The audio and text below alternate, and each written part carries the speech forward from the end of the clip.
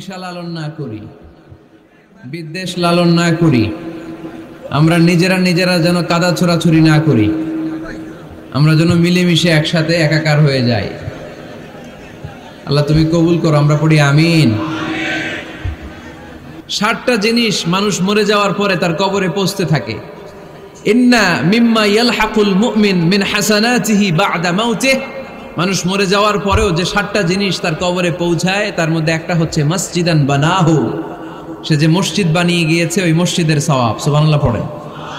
আপনি টাকা দিয়ে মসজিদ বানিয়ে দিলেন, ওই মসজিদে মুসল্লিরা নামাজ পড়ে, রোজাদাররা এসে ওখানে ইফতার খায়, তাহাজ্জুদ আদায়কারীরা তাহাজ্জুদ পড়ে, তাদের সওয়াবের কমতি হবে না, কিন্তু তাদের সওয়াবের একটা পার্সেন্টেজ সওয়াব যে ব্যক্তি মসজিদ বানালো তার আমলনামায় আল্লাহ ঢুকিয়ে দেয়।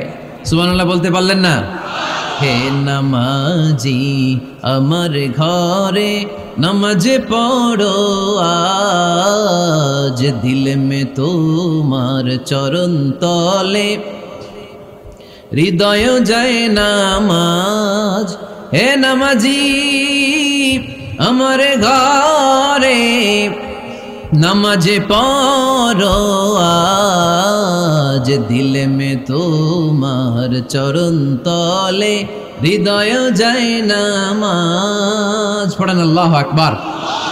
কি সুন্দর লিখেছেন কাজী নজরুল ইসলাম। কাজী নজরুল ইসলাম খুব সুন্দর করে বলেছেন, মসজিদেরই পাশে আমায় কবর দিও ভাই, ঠিক কিনা? মসজিদেরই পাশে আমায় কবর দিও ভাই, যেন গোরে হতে মুয়াজ্জিনের আযান শুনতে পাই।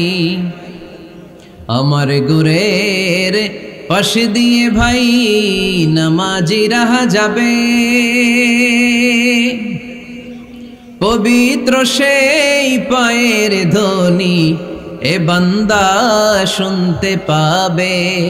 গোরা যাব হতে গুনাহগার পাইবে রেহাই, মসজিদেরই পাশে আমায় কবর দিও ভাই।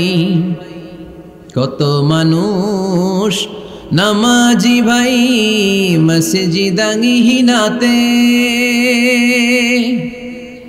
আল্লাহর নামের জিকির করে লুকিয়ে গভীর রাতে।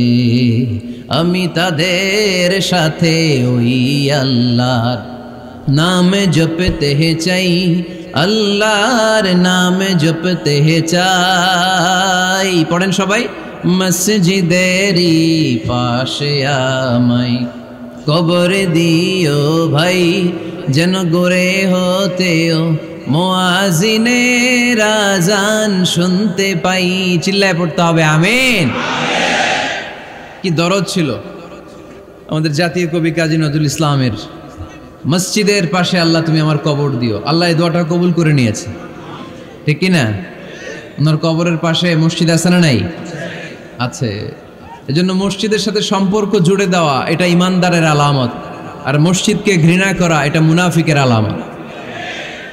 এজন্য আমরা যেন আমাদের হৃদয়টাকে মসজিদের সাথে জুড়ে দেই, মসজিদের সাথে যেন সুসম্পর্ক থাকে।